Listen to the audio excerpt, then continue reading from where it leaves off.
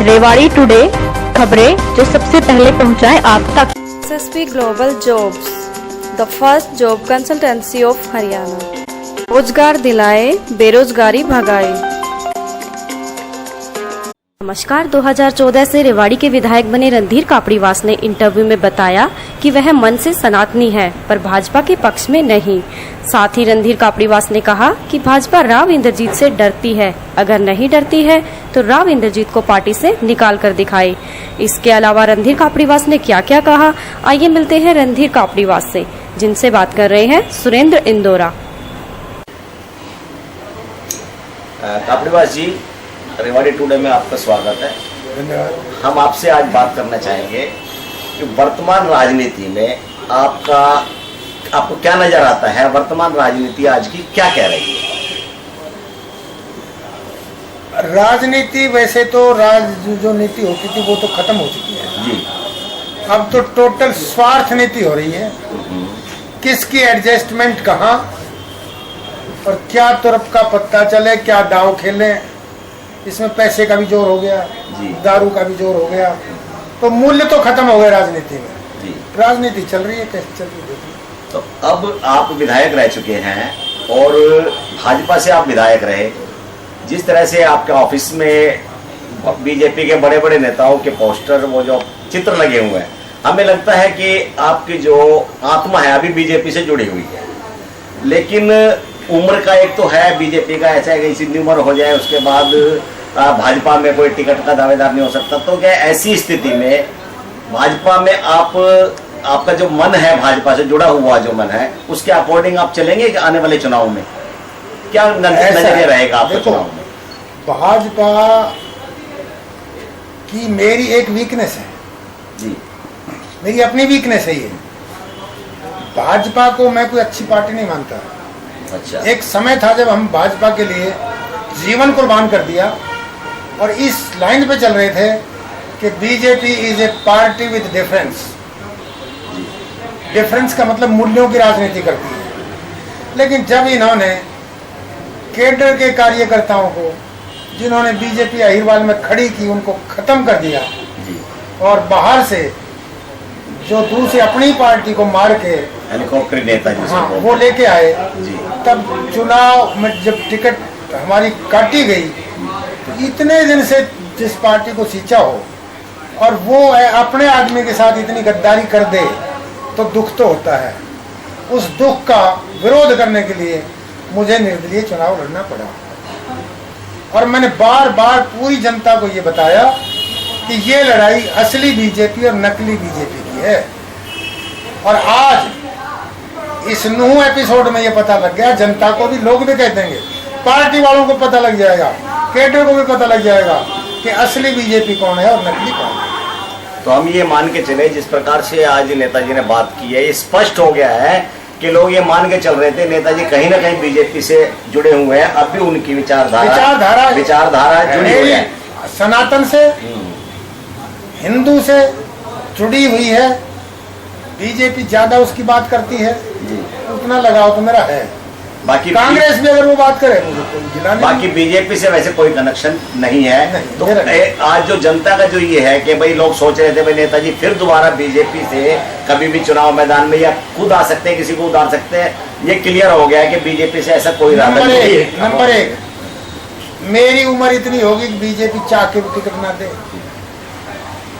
किसी अपने को जैसे उतारने की आजकल तो है, उतारना कुछ नहीं। लोग चर्चा करते हैं कि आप अपने भतीजे मुकेश को उतार रहे हो जी।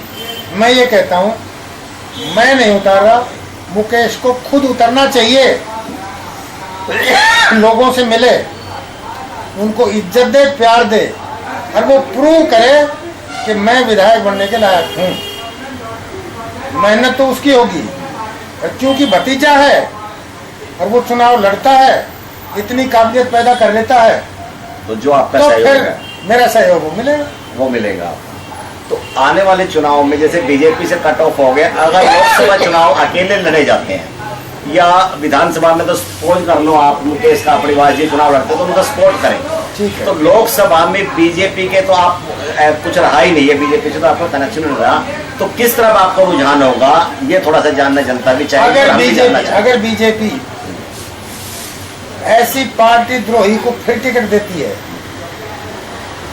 दबाव से, डर से, तो मैं बीजेपी का विरोध करूंगा। तो आपका जो इशारा वो केंद्रीय मंत्री राव इंद्रजीत सिंह की तरफ समझा जाए, हेलीकॉप्टर नेता भी आपने बताया, और अभी जो ऐसा मैं बताऊं जी जो हिंदू विचारधारा से खिलाफ है, नहीं यहाँ हिंदू विचारधारा की बात नहीं आ रही, नहीं आ रही है वही बात है कि जहां नूह घटना में उन्होंने साफ तौर पे ये कह दिया कि हिंदू संगठन दोषी हैं, ये हथियार लेके गए, ये लेके गए, ये लेके गए, आरोपित किया है, हिंदू समाज का अपमान किया है, तो वो हिंदू हित में नहीं है।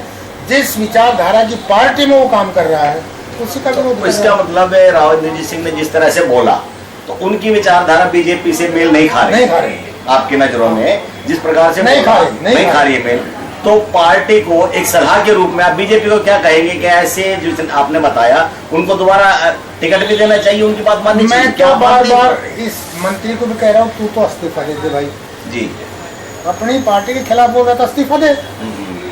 और बीजेपी अगर डरती है तो बेशक टिकट दे, वरना ऐसे आदमी को पार्टी से निकाल देना चाहिए।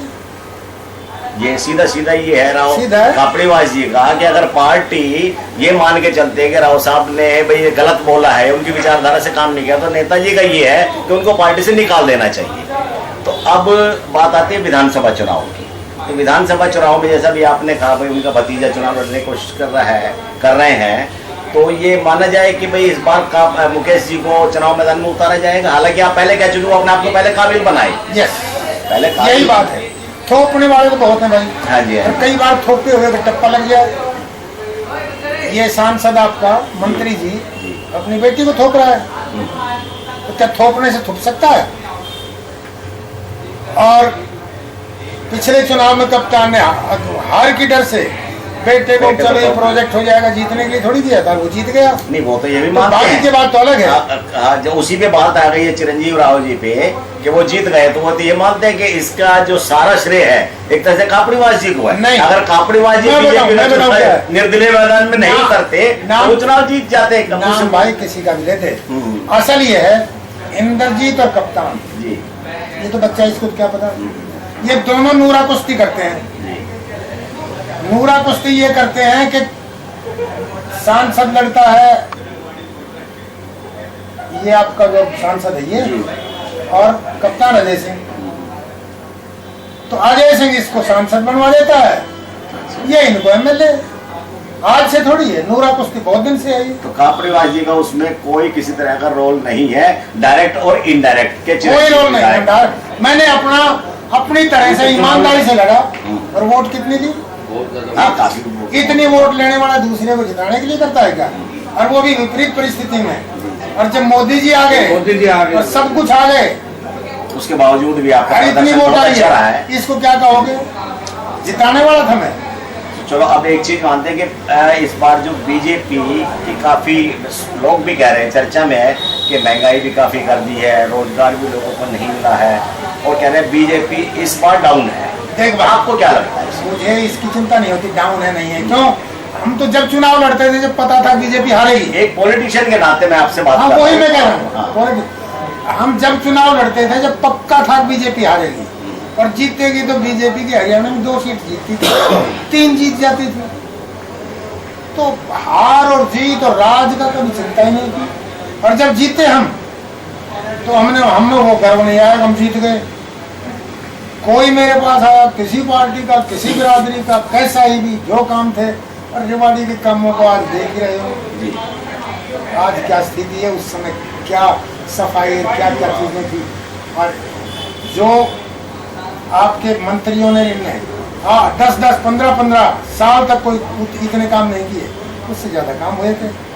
आप गिन लो या कोई बहस कर लो। नहीं काम तो हुए हैं, हाँ, तो मेरा कहने का मतलब ये है कि जब जीतते तो कोई अभिमान नहीं आया, हारे तो कोई गिला नहीं। हार में ही तो हम रहते थे। तो अभी ये है कि ये आपने कभी गए हो खाटू श्याम? नहीं, कभी नहीं गया मैं। उनका एक नारा है, बंदा तो निर्बल का साथी, हारे का सहारा। तो इस बार मुकेश कापड़ीवास जी के सहारा रणधीर सिंह जी कापड़ीवास मैं फिर कह रहा हूँ, हाँ। बन सकता हूँ तब जब काबिल अपने आप जब को वो अपने आप को प्रूव करे साबित और साबित करे। मैं उन घरानों की तरह थोपना नहीं चाहता। तो आज हमने रणधीर सिंह कापड़ीवास जी से बात की राजनीतिक विषय पे। अगले एपिसोड में फिर कभी किसी सेलिब्रिटी, किसी नेता के साथ आपसे बात करेंगे। तब तक के लिए नमस्कार। धन्यवाद दोस्त, थैंक यू।